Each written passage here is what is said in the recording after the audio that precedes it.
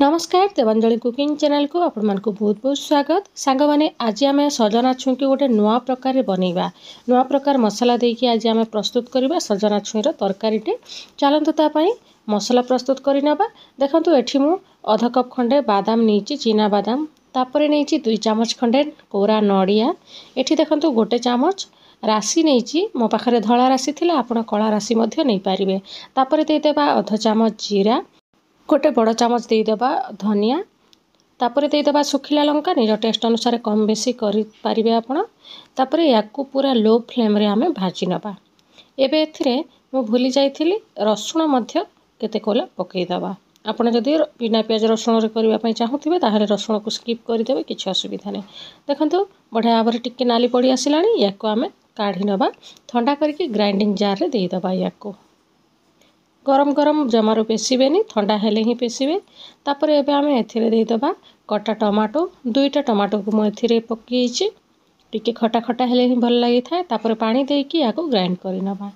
एबे आमे सेई पैन रे दे दबा गोटे चामच तेल। सोरिष तेल रे मु करूछि, आपण माने रिफाइंड तेल रे मध्य करि परिबे। सोरिष तेल रे कले टिके भल लागि थाए।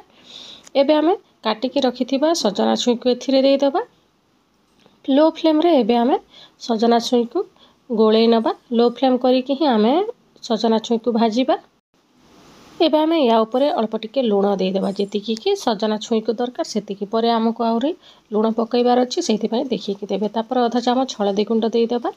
एबे आमे याकू भल भाबरे मिक्स करि नबा, भाजीबा किछि समय। तापर एबे लिड लगै नै कि याकू सिझिबा पई दबा। मझी मझिरे काढी कि देखुथिबा।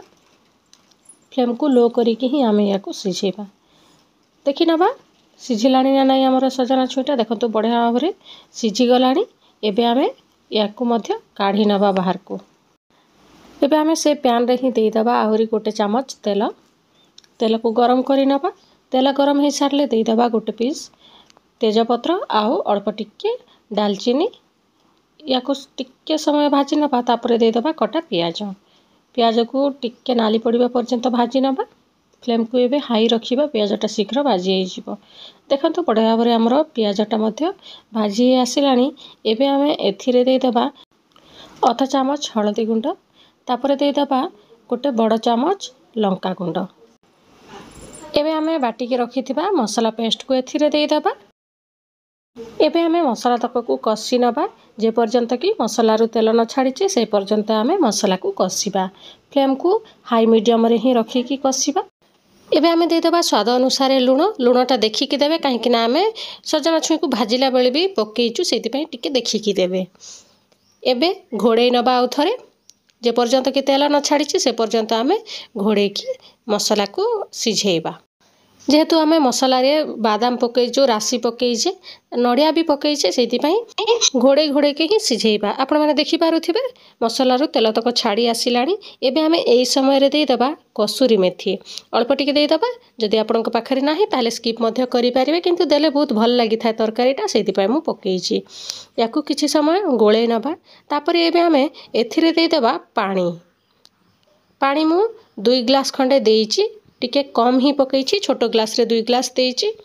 आपण माने जदि टिके अधिका जूस रखिबा पई चाहुथिबे टिके अधिका देबे। मु टिके बहळा करिबा पई चाहुथिली, सेति पई टिके कम ही पकेइची। बेसी जूसी कले भी भल लागेनी, टिके बहळा थिले ही जूसटा भल लागे।